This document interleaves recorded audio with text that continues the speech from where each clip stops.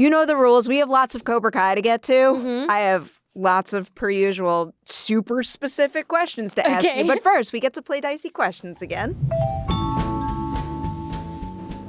They're Just fun. drop it in, right? Yeah. Okay. Number 8. I like this one. This is scene swap. Ooh. If you had the opportunity to swap roles with another Cobra Kai cast member specifically to play a certain scene, who would you choose and why? Oh, God. There's one coming up. There's one coming up. Is this, are we able to say? Yeah. Hold on. This is, the whole thing is spoilers. Like, everyone out there who is a Cobra Kai fan, the second those episodes go up, like, they binge the whole thing. Yeah. If you have not seen the entirety of Cobra Kai, meaning all 3 parts of season 6, this is not for you. Go binge it, come back, then push play, and you're safe. Okay. You're free to talk about whatever you want. Okay, then I will say the scene with, actually, I loved Tory and Kreese's moment. Like, I was just talking to Marty about this the other day. I was like, dude, that's my favorite Kreese scene I've ever seen. And then to have that roll into Johnny Kreese, I don't even know if I could offer to scene swap so much as I just want to be a fly on the wall. I wasn't in that room when it happened, but I was a mess watching that whole thing play out. I still can't believe how they wrapped up Kreese's storyline, because that was one of the hottest topics, biggest debates all throughout Cobra Kai. Like, can Kreese be redeemed? Mm-hmm. And I don't know, I thought they struck that perfect balance between letting him have a little redemption, but not letting him off the hook for the things he's done. Yeah, I mean, I feel like that's human, and that's like the whole thing that I've loved so much about Cobra Kai is the depth of, like, nobody is the good guy or the bad guy. It really depends on what position you're sitting in as to what you think, and objectively, the law might have opinions, but you know, from the inside of it, you have to, like, believe that each of these people believe in what they're going after in that way, and I loved it. I personally was like, man, like, Marty's just such a good villain. Like, there's no way that they're going to pull that off. But, like, I don't know. I was gutted. Those 2 scenes you referenced, too. My heart. Yeah, I know. And some other scenes that we're going to get to. But first, you have your second roll of 3. Try to give that one a little sass, and I got think an it got 8 again. Stuck. Okay, wait, what? I think you did this last time. I was listening to our last episode. You know what's so funny, too, is 8 is Tanner's lucky number. So let's see if I can get somebody else's lucky number. 5. Wait, that's mine. It's meant to be. I'm not joking. That's so wild. What? Now you got a big meaty acting question. Okay. This one's called favorite, least favorite. I want to know your single favorite part of the acting process. You know, rehearsing, putting a costume on for the first time, anything you want, but then also not necessarily your least favorite, but just a part of the process where you still see room to grow for yourself. I think, like, I always think about it, 5 is my lucky number because I started acting when I was 5. And I was so young, you know, that, like, it's changed with me as I've grown, which has been really fun. Like, when I was a kid, it felt like playing make-believe and everybody played with me. And then as I started to get a little older, it felt like, you know, it felt like responsibility. It felt like being taken seriously as, you know, as that kid transitioning into wanting to be seen by my peers as, like, a valid person. And then as it's kind of changed over the years, in my, you know, teenage years especially, when you all you want to do is, like, hide and you're embarrassed about everything about yourself, like, it gave me a safe place to have somebody else take on those embarrassments and watch the people around them either support them or react to them in ways that I felt I could, like, cathartically process. I think at this point in my life, my favorite aspect is human connection, and I think, like, this show, specifically Cobra Kai, has done that for me. I think I have always been lucky to have just, like, fantastic castmates and fantastic scenarios that I've been so grateful to be a part of, but this was the one that's lasted so long, and we've all grown together, and it's made me realize, like, how much of my job is my life, you know, in this industry, how much of my time and my energy and my life belong to what, you know, some people would consider just a job, or in my case, a career that I'm really passionate about. But it takes up so much of my life that sometimes, like, those other things fall to the wayside, and being able to find ways to build that in within my career is something that I really look forward to going forward, and I'm really grateful for. You're so articulate. Some people would say won't shut up, but we've been speaking for how many years now, and every single time you answer a question, I'm just like, oh, it's so thoughtful, it's so meaningful, and it came across so clearly. So I appreciate impressed. that. So impressed. All right, pressure's on. Do it yet again. Okay. Roll number 3. Number one. Number 1. Oh, another Cobra Kai question. Okay. All right. But I need to preface this question. You can't say your own character just to take her out of the equation. So we've been hearing rumblings about a spin-off series. I'm putting the green light power in your hands. Ooh. If you could green light the Cobra Kai spin-off of your choice, what would you pick and why? Oh God, there's so many. I mean, where we end up, I feel like there's so many open avenues that like every single character you could just like put in a blender and come out with somebody different and be like, that would be a fun show. I don't know. I think I'm really interested to see. I became like the biggest Keenry shipper over especially the last kind of like entirety of this last season. So I think I would love to see where those two end up, but I think that's also because I was really lucky one year. I got to go to the Battle of Atlanta karate tournament, like an actual karate tournament. It's my first exposure of seeing it in person, in live action, and see like young lives that were being impacted by karate in that way. And I feel like it would be really cool to see that through their eyes and their experience. I feel like they have so much like to bring to that. Also, like Chosen doing literally anything. Like Chosen's like cooking show or like Chosen's dating show where he just matches people up, like that would be awesome too. I would also watch that. Right?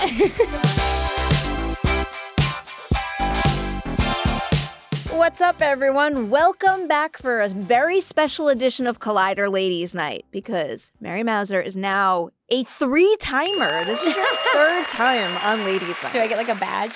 Do I have like a patch? So you know what? I feel like it was my mom that said it to me. Like, how did you not make, I don't know, like a 3-4-timer, like hat or shirt or something? I actually have to do that because now I've got like a nice I'll text you my address. Okay, you send deal. Send me the merch. I owe you. I have a feeling you'll have plenty of, you're going to have to keep inventing merch for more and more times that people visit because nobody wants to leave Perry anyway. The other thing that I'll say it, I say this is the manifestation table. It's going to happen in the future. We're going to do another live one. And like, you are high priority to have on that panel. Oh, I appreciate that. That we did make shirts for. Oh, so we got to do it again. We got to do it again. Okay, dangle the carrot. I'll be there.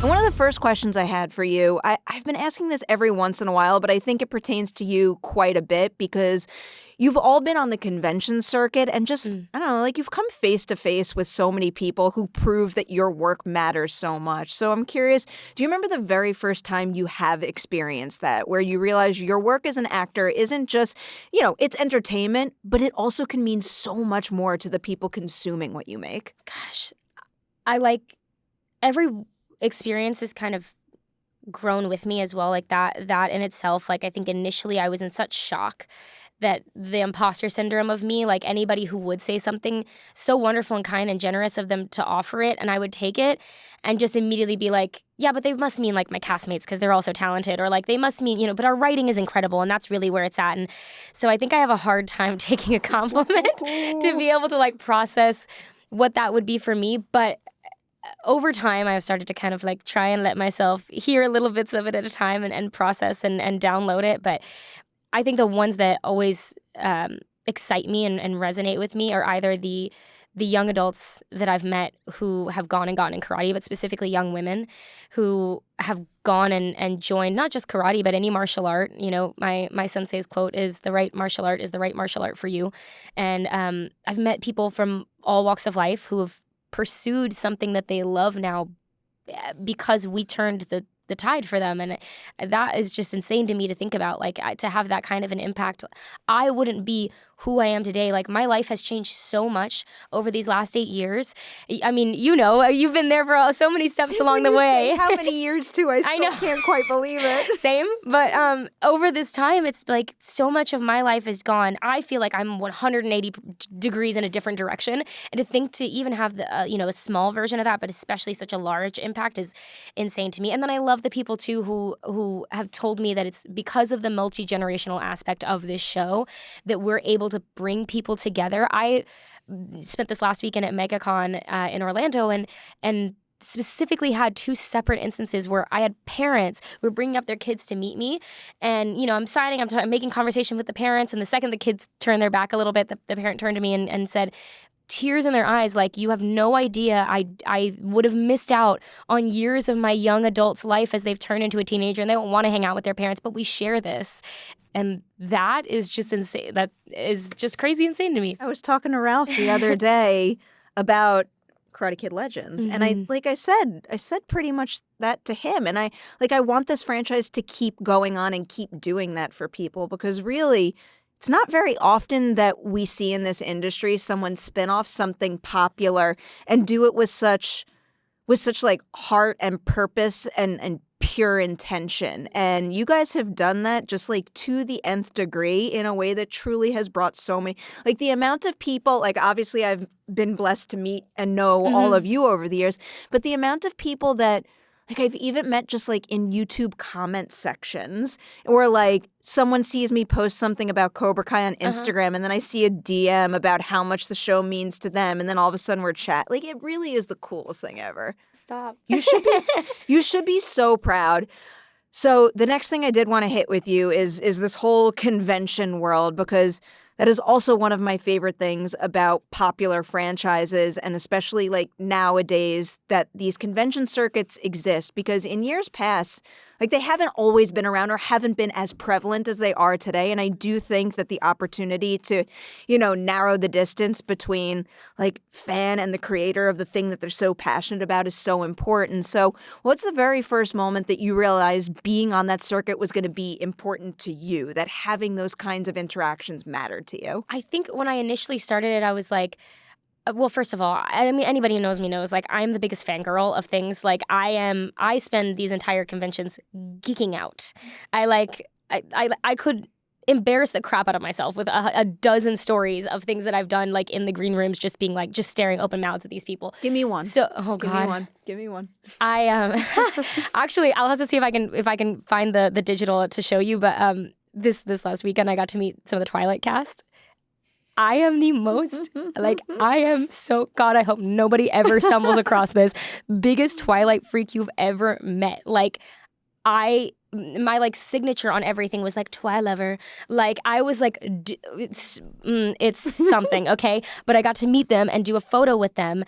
And like right before, I had this like flutter in my stomach and I was like, don't say anything. And I did. And I was like, okay, like, you can tell me if this is like really cringy and embarrassing, but if not, like for the photo, can I do the baseball kick? And they were all like, are you sure you can do? Are you stretched out? Are you warmed up? I was like, this is my moment. Karate has given this to me. I can do this kick, and I did it. And they all like ran over to the camera thing to like see it, and I legitimately crying. And that's one of the less embarrassing. I will say there's been quite a few. Oh, Lord, this is another one. I'm a huge Supernatural fan, and I had to use the one stall of the one bathroom that we had access to in the green room once, and Jared Padalecki was coming in after me, and the bathroom was trashed before I got in there, and there was like coffee grounds in the sink, and there was like toilet paper all over the floor, and I hear him knock, and someone go, oh, so-and-so's in there, and he was like, oh, it's fine, and like hear his voice, and I was like, oh my God, he's going to think I trashed the bathroom. So I proceeded to, at lightning speed, clean the bathroom, and then I walked out, and I was like, all I could think was this mantra of like, don't tell him you clean the bathroom. And as many times as I could repeat it to myself, then my friend goes like, oh, this is my friend Mary. She's like a huge fan. She'd love to meet you. I was like, hi, it's so nice. And he's like so freaking tall. I'm like, hi, it's so nice to meet you. And he's like, oh, nice to meet you too. So nice. Like genuinely such a nice person. Like so nice. And I was like, yeah, I'm sorry. I cleaned the bathroom. It was gross, but I cleaned it. And it wasn't gross because of me. And I just like word vomited and it was humiliating. Anyway, Brilliant. So bad. I've never done exactly that, but I will say if I was in your position, I might have done the exact same thing. What else would, I wasn't going to walk out of there. I would have thought the same thing. I would have thought that the next person was going to think that I had done that, and I would have cleaned it. Okay, great. I appreciate that. Anyway, long story long, I went into it being like, I would love to have the opportunity to meet these people. I didn't know these conventions were a thing when I was a teenager, or God forbid, my mother would have been so sick of driving to all of them. But I wanted to do it because I thought it would be really fun to connect with people in a way that I would really love to connect with. And then I realized pretty quickly that it wasn't the same thing. Like it's not, I'm not there to be an actress. I'm not there to be Samantha. I'm there to be Mary and let people connect with Mary. And then all of a sudden I got very vulnerable about it and kind of nervous in a different way, where I was like, oh, this is people like talking about something that's like my work, my craft, my art, this thing that I love and I'm passionate about, but I always do behind closed doors. Like I've never been face to face with people directly, and some of them are very opinionated, and I appreciate it. I take those opinions, and I have brought them with me in our final season as things that I needed to think about. But people are also just so like passionate and excited about it that like it helped me to just kind of knock down a lot of walls within myself and be like, oh, I love the challenge of having to do something different with the same ingredients in a way. I love that. To start to dig into not specifics for the new season, the new episodes just yet. Another big, broad question, because it's a big deal how long you've been with this show and how much you've grown as an actor. Can you remember a top acting goal you had for yourself going into Cobra Kai? And now can you tell me what a new acting goal you have for yourself leaving it and going forward? I mean, being on a series this long alone, being a part of a franchise that is so much larger than the one entity in itself, like those are two things that I don't even think I would have been bold enough to put on the list. But I'm really grateful that obviously I got to check them off. When I was like, I think I was like 13, my manager and I had a little heart-to-heart because I had only done like all these like crime drama type things, and I loved them. I had a blast. As a horror movie fanatic, I loved getting like fake blood, fake drown, like all of it. It was so fun. But nobody in my school believed me that I acted, and they thought I was just like slacking off at school all the time. And I was told Brian, I was like, I got to do something where everybody like at least knows what I'm doing for real. And he was like, okay. And I was like, so Disney Channel is on the list. And then I got to do a Disney Channel movie, and it literally happened like 6 months after this conversation, which I was like, okay, maybe I believe in the power of manifesting. But like that kind of like checking that off was super fun. And then I think like the list has gotten shorter because I've been lucky enough to get to check things off. And I've also adjusted what it means. Like instead of putting the general line of like, I want to do a period piece or I want to work with so-and-so, it's kind of become more specifically like, you know, I want to do something that challenges the fear that I have of the unknown, or I want to do something that forces me to do my least favorite thing, which was exercise, which now Cobra Kai has made me do. And I'm so grateful for it. But like, you know, I think that's like shifted over the years. I got to check off the exercise one. And then I got to add on the, you know, I think going forward, it's, I have loved doing the world of stunts, and I want to see what that looks like applied in other parts of my career. Like if I could find other opportunities in which I could push my physical boundaries at the same time as pushing my like mental, emotional boundaries. That, and you have to play a villain. I love that idea. I have been saying for years, like, I want my Dexter. Like, that's my, like, you know what I mean? Like, because I feel like conceivably, realistically, let's be so for real, I do not look like the typical villain walking down the street. No one's crossing the street to avoid walking next to me, that's okay? What could make you a good But villain, that's what I'm saying. Like, that would be the fun thing, is the cunning of it all. The hiddenness of it all. Sign me up for that. Okay. All right, sticking with the beginning of your journey with Sam. I've been asking this question a lot lately because someone put this idea in my head and I love the thought. I don't know if this is how you work.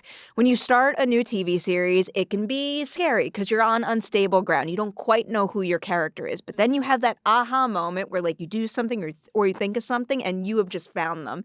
Did you have that moment early on with Sam? And if so, when? I think it's changed a couple times. Initially, it actually was filming. It was one of our audition scenes, the me and Ralph Kemreid scene where we did the little Jersey Tough moment, and then getting to actually film that in the room and like being on a set, cameras looking at me, and Ralph Macchio like fist bumping me and having this like father-daughter moment. I was like Sam, like this is Sam. Sam's got it good. Like she's got, you know, somebody who loves her so much. And like that was like the pillar of who Sam felt like to me. Another one was the kind of end of that season 1, the beach, where Miguel knocks her to the floor. And I think initially it was kind of a thing of like, oh, you know, it was an accident. It's like very obviously an accident. And yes, sure, it was very obviously an accident.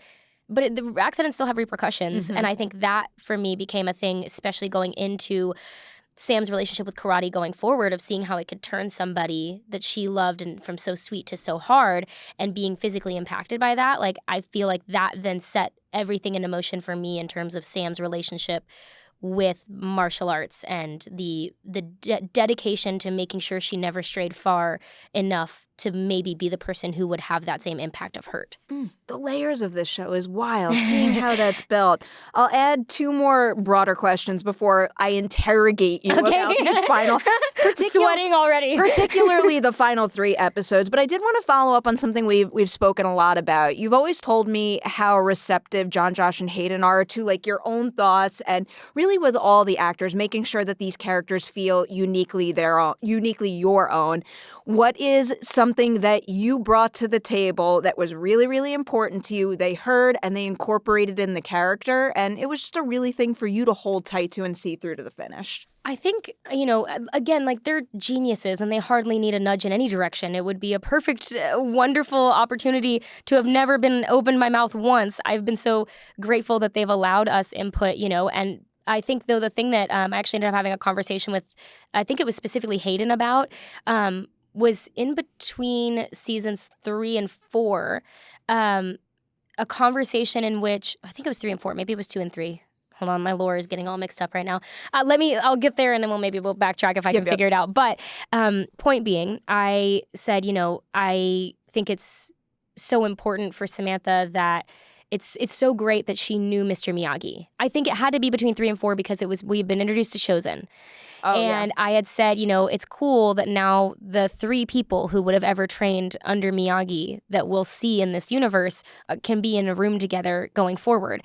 And I remember Hayden saying not that they didn't know that obviously, but more I had mentioned, the importance of him basically being like a grandfather, and that, a lot of people maybe disagreed with Samantha in different portions of her dedication to holding on tight to that Miyagi legacy.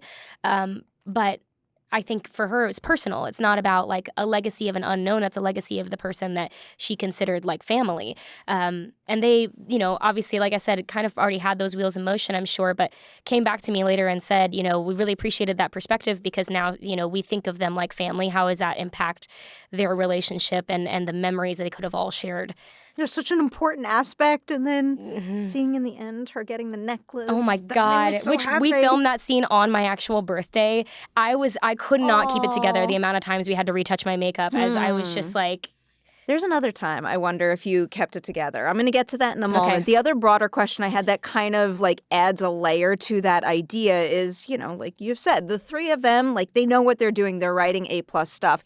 Can you give me an example of the opposite now? Something that they wrote and they gave to you and like it took you some time to like sit with it and get behind why she would do that thing or make that choice? It was Miguel going to Okinawa. When we initially saw that, it wasn't the initial version that we had. Sam was going on her own. And then it changed and Miguel was going with her. And I like really sat, like my initial instinct was like, Sam's going on a solo mission. That's the whole point. And obviously they're geniuses. They know what they're doing. They have all kinds of layers and things going on behind the scenes. But my initial reaction was, it felt like a gut punch. And I felt like, wait a minute, I thought I understood what this scene represented and why it was important. But what you're putting on in front of me makes me think that it's completely the opposite of that. Like, how do I justify those two things making sense? And of course, they were so gracious to sit down and have those conversations and say, here's why. Because Sholo and I both had a conversation about it, and both of us were in agreement, like, doesn't make sense. We don't vibe with this. It doesn't, the whole point was that their growth was that they were not holding tight to each other, but rather like giving a big hug and then letting go and letting them like go on in their journeys. And so we came in with that, and the scene did end up getting reworded because, again, like I think it was Jon specifically that I had this conversation with at the end of it, and he was like, everything you're saying is already there. That's what we want. And I was like, okay, well, here's what I'm seeing on paper. And it could just be me alone, so you could tell me if I'm crazy. And they were like, no, well, if you're seeing that, then let's write to make sure that it's clear that the point is still for them to grow and go on their own journeys, but that this is almost, more of a last hurrah. And it's almost like this is the representative of that hug before letting go. I feel it when I'm watching it. I like that you have those discussions too. Like I know sometimes those discussions can be hard to have, but maybe not in this particular environment where you've, established that kind of collaboration. But I don't know. I feel like the thought that you all put into those choices really, like you feel the weight of it on screen in the finished product. It's so well earned. Another thing that's very well earned is Sam opting out of the tournament.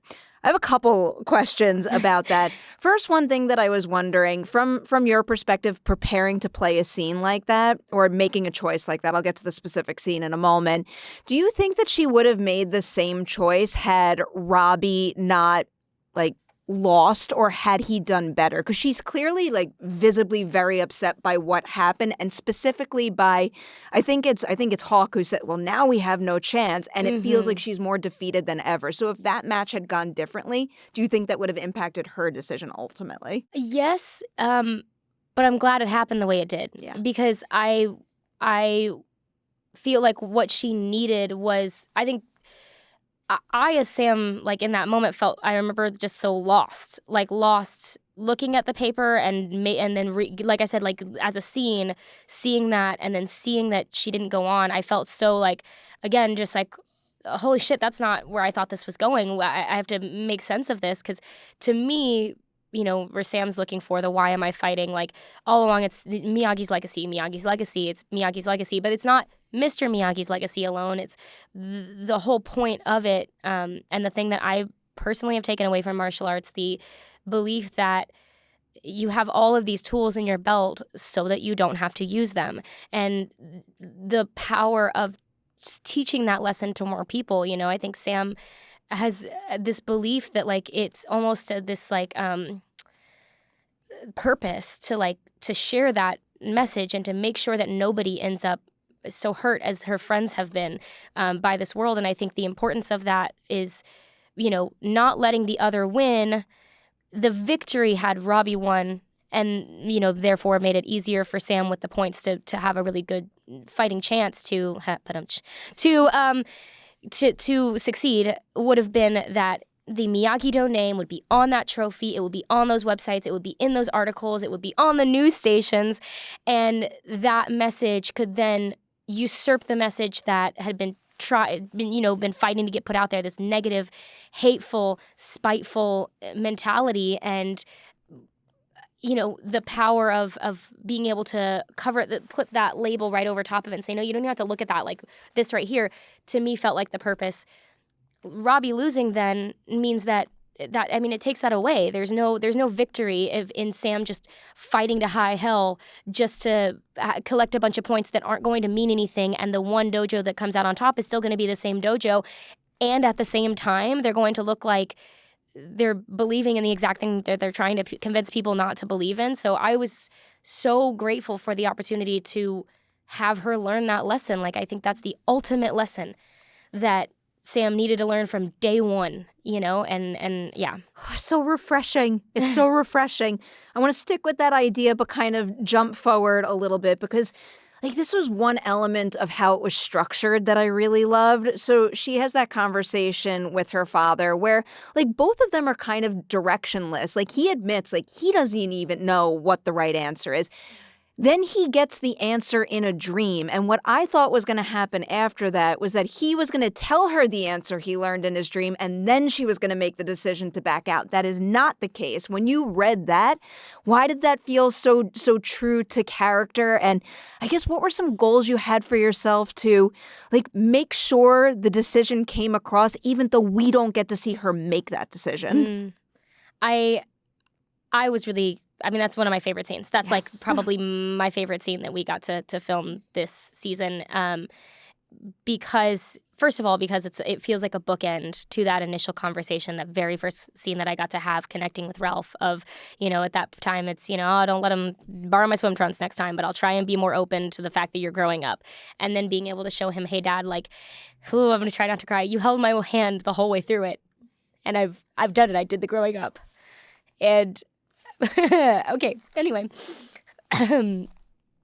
point being, I was so, again, grateful. It's as a young person in general, but specifically as a young woman, being able to have Samantha, to have the power in that moment, and support, obviously, because it's, there's no Sam without Daniel and no Daniel without Mr. Miyagi. So it's the passing of the baton, and I feel like to me it felt this thing of like okay, Mr. Miyagi brought me this this torch in this dream and let me go and pass it on to Sam, and Sam's already running ahead and like just throw it my way and I'll keep going. And like I love that idea that they like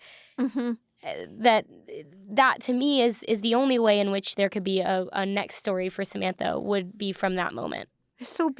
I could listen to you and Ralph talk about each other like as characters and as people all day long. He said something at the junket about you that like almost ruined me on the spot. Like really about how, you and your character's relationship kind of gave the show a fighting chance. It gave I'm going to do a shitty job right now of paraphrasing this, but it gave the show like the heart it needed in addition to the entertainment value for him to see like real weight and purpose in it. Mm-hmm. It's a beautiful thing.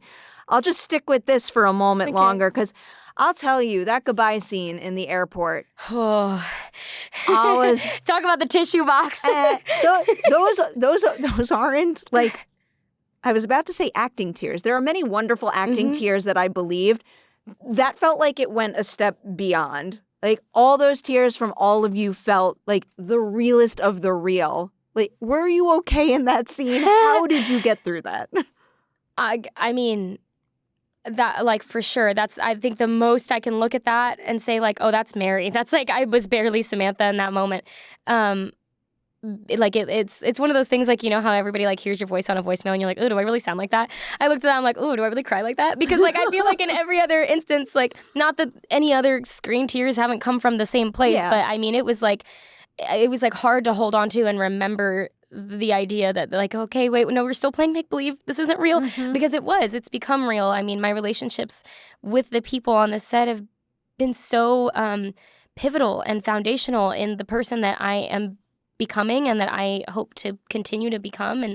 And I cried so hard through the rehearsals that they waited to do my makeup touch-ups till we got like to the last second because I kept crying. I couldn't look at the paper without crying. Worse was looking at Ralph and seeing him give it right back to me. There were takes that he was going and there were takes when he had, could pull it back. But I mean, both of us in between are like catching our breath. I mean, and same with having Griffin and Courtney there too. I mean, it was like, it felt like looking around. It felt like graduation. It felt like looking around and saying, we've come so far and look at what we've done together. And it's goodbye, but like goodbye for the purpose of something fantastic next. It's not a breakup.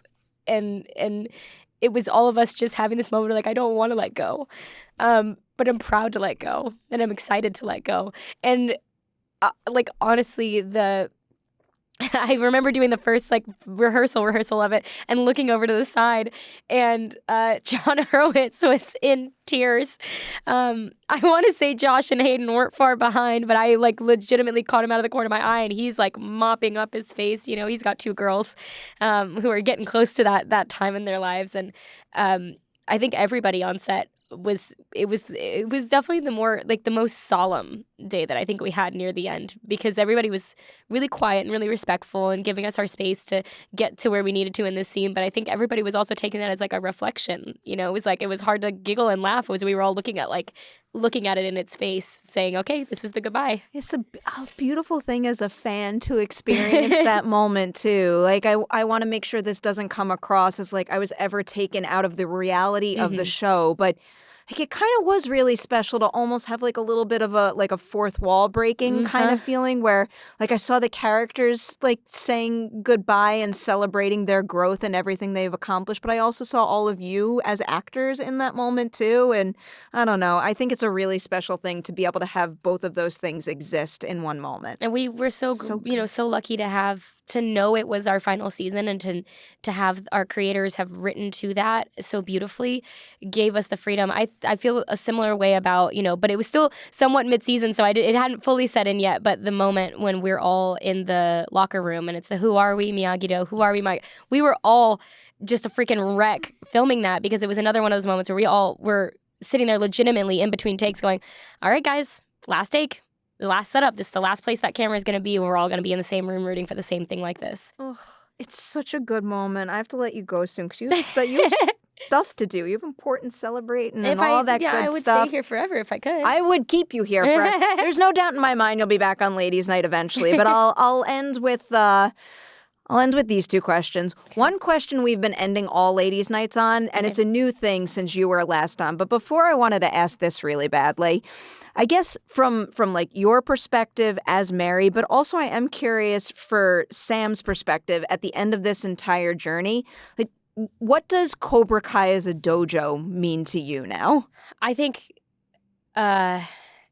season 1, when people would ask me about what the show was and you know, okay, what does it mean to you? What does it represent? Or people who hadn't heard about the series being a spinoff yet, and oh, you know, it's the original Cobra Kai. Are you sure? Yeah.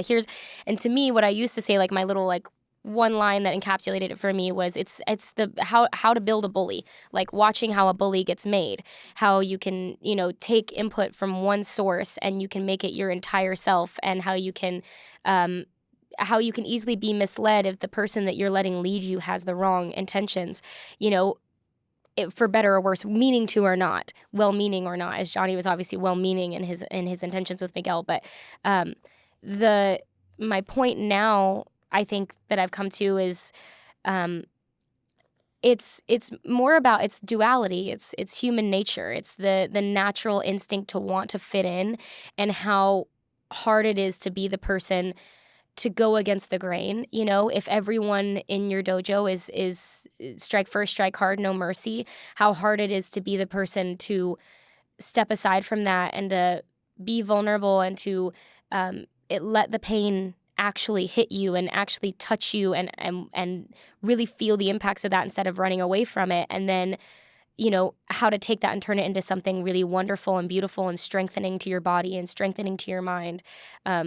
I think that's at least Mary's perspective on it. Sam, I think, might say that Cobra Kai is still Cobra Kai. It's more that this maybe feels like the purest version of what Cobra Kai could have been from the beginning, had it been in safe hands. You know, if you trace it back to its lineage of how Kreese came to know it, and how how his senseis and the whole story of it all, what it could have been if somebody had just imbued a little heart in it from the beginning. I still, I can't get over how well you all stuck the landing by bringing it back to Cobra Kai and basically reframing, like not doing away with all of its, we're not even doing away with the mantra. Daniel says the mantra, but by saying it a different way and with all of this history that you all have, like it means what it should have meant all along. I'm a big believer in the come from, that the same action can be two completely different things depending on where your heart's at. I love that so much. All right, the last question on Ladies' Night now. And I'm curious to hear your answer, because you said something earlier that makes me think this might be a tough question for you to answer, and it shouldn't be. So in film and television, we give each other awards. That's great. We should keep doing that. Nobody in this business says good job to themselves as much as they should. I want to know something you accomplished making Cobra Kai that you know you're always going to be able to look back on and say, you know what, I'm real proud of what I did there. Yeah, that is a tough one. And it's, now that you mention it, something I should work on in general.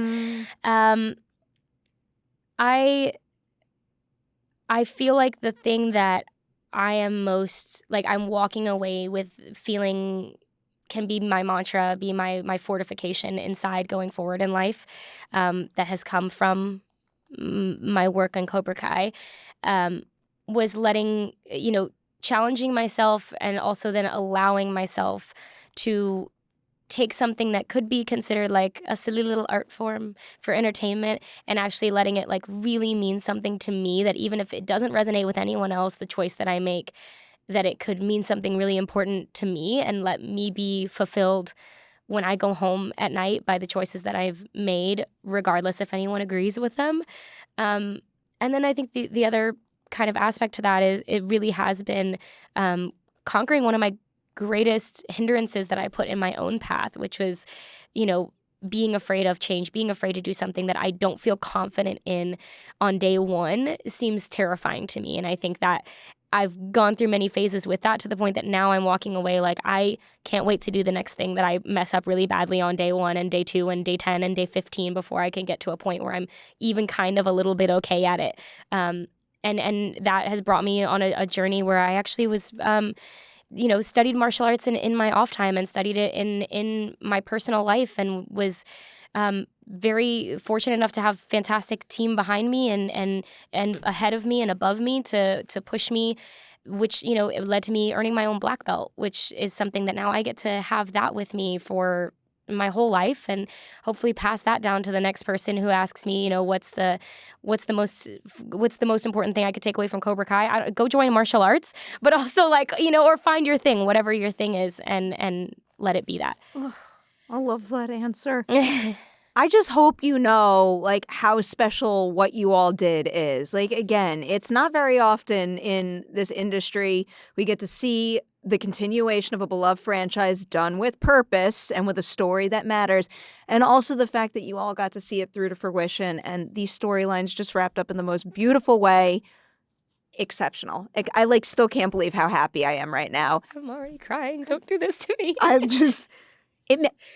I'm surprised I'm not tearing up. I've been so attached to you all for so.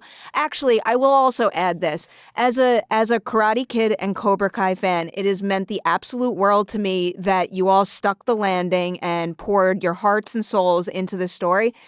You all have embraced me as a person more than any cast I've ever interacted with over the course of my career. And I hope you all know how incredibly important it can be to walk into one of those high-pressured rooms and feel welcomed, loved, embraced, celebrated at times. Anytime you've said good question to me, it means something.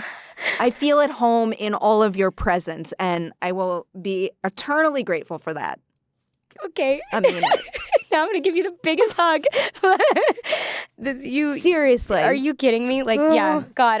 Okay. Give me a whole nother half hour out of something like that to go on to all your accolades and your incredible talents. The show is winding down now. There's no doubt in my mind you will be back on Ladies' Night many, many times. I can't wait to celebrate everything else you accomplish from here on out. Thank you. I love you guys so much. You've also felt like this really cool... I don't even know what the term for it is, but it's this check-in point.